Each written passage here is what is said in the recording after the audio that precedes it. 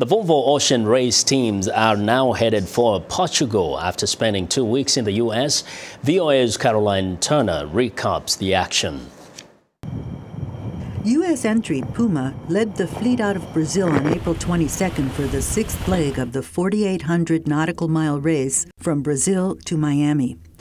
All 5 teams were in hot pursuit of the badly needed 30 points for completing the leg, as the overall leaders, Telefonica, only held a 16-point lead.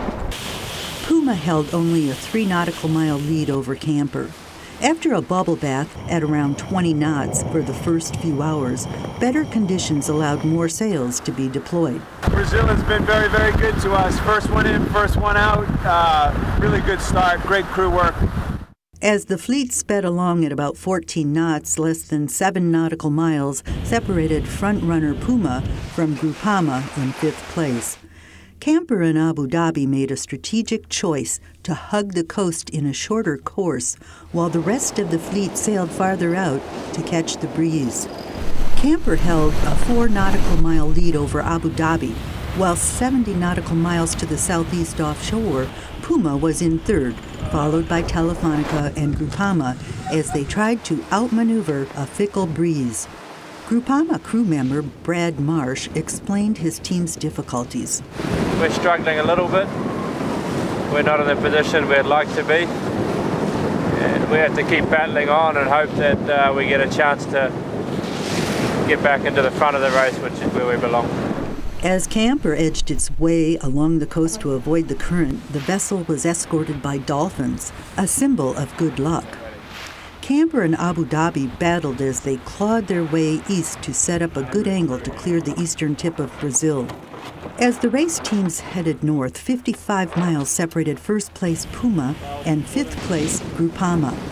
Once the fleet rounded the northeast tip of Brazil, more favorable winds offered choices for the teams to cross the equator and sail through the doldrums. The teams negotiated a narrow band of squalls and calms. Overall race leader Team Telefonica lagged behind, while Puma extended its 25 nautical mile lead.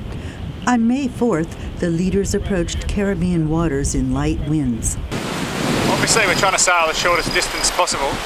There's a little gap between Anguilla and Scrub Island that's about 300 metres wide, about 6 metres deep.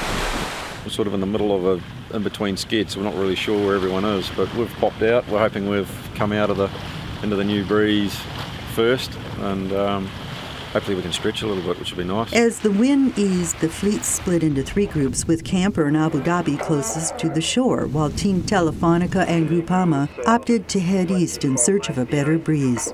The Puma team split the difference, and it paid off as they got a jump on their rivals.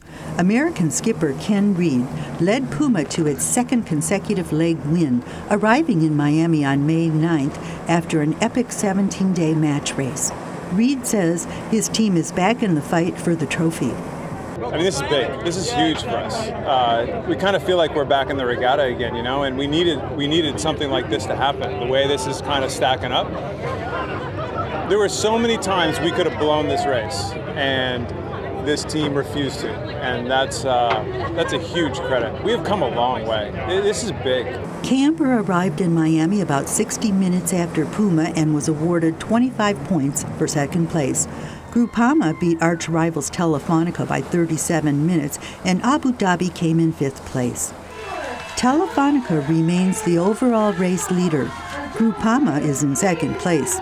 Camper is 3rd, Puma 4th.